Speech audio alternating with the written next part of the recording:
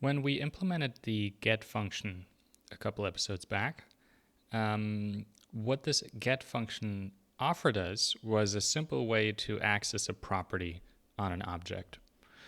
And this works great. This is nice. But of course, our objects may not always be just a single level deep. What if we have a nested object like this one? Now, in order to get to, say, this nested property and its corresponding value buzz, we could do the following. We could use our thread operator, and we could say on the object first get foo, then get, and this is an array, and get the first element, which gets us this object, and then get the property bar. But this looks a bit repetitive, right? Because we're calling get a bunch of times. So it would be much nicer if we could instead write a function that looks like this, called getIn. This is again inspired from Clojure. And you pass in the object, and you simply pass an array that resembles the path that you take to get to your target property. So how might one build this? There's a couple of different ways. One way you could do this, as in so many other examples, is you could use reduce. Although an interesting problem with that approach is that you'd have to find a way to stop reducing once you stumble upon a property that is undefined, because undefined can't have any properties of its own. So if, say, in the middle of this path you encounter an undefined value, then you'd want to stop. But reduce, the way we've currently implemented it, keeps reducing until it's done iterating over the collection. So we can make some modifications to accommodate reduce and take that approach, but we can also do it recursively.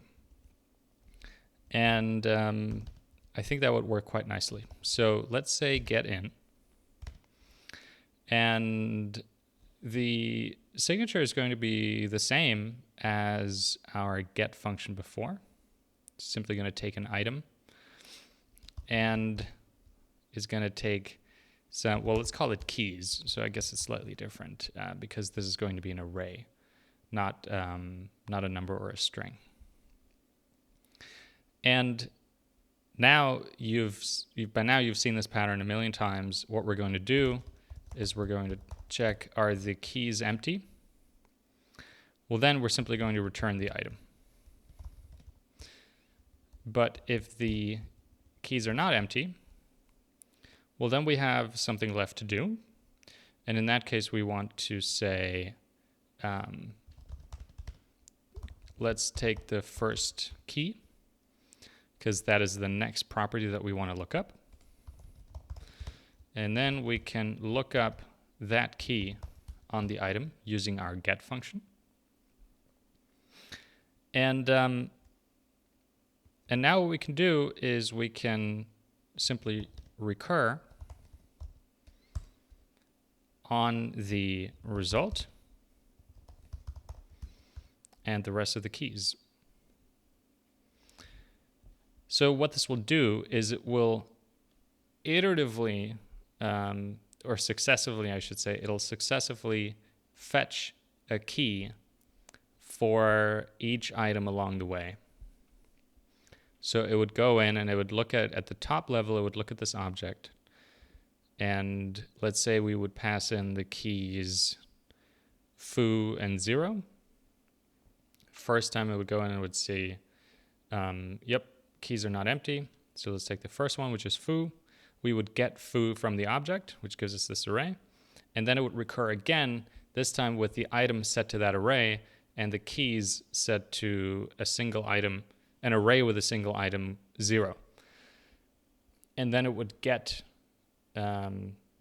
0 from this array and get the result, which would be this object right here. And then at that point, the rest of the keys is empty, and so we would just return that object. So let's see if this works.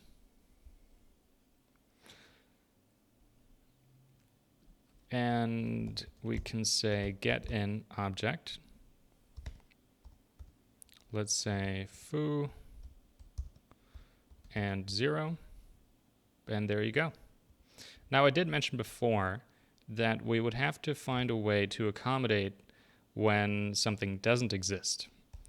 So let's say we access the first or the second element in this array, but there is no such element. Now this is fine as long as we stop here, but what if we expect to find something there and we expect to be able to keep going?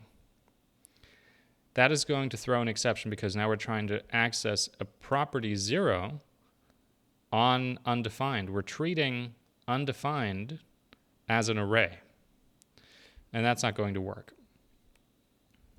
So what we should be doing here is, if our result is undefined, we should simply return it, because there's no point in keeping going, even if there's stuff left in our collection.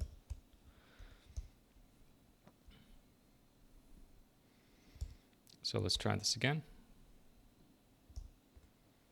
And there you have it. So now, so let's say foo works and 0 works, but if we then try to access something that doesn't exist on it, it gives us undefined. And if we then try to keep going, it still just gives us undefined. It doesn't really matter what we pass in beyond this point because it'll never get to those items. So this is a way to safely get deep access into a deeply nested object.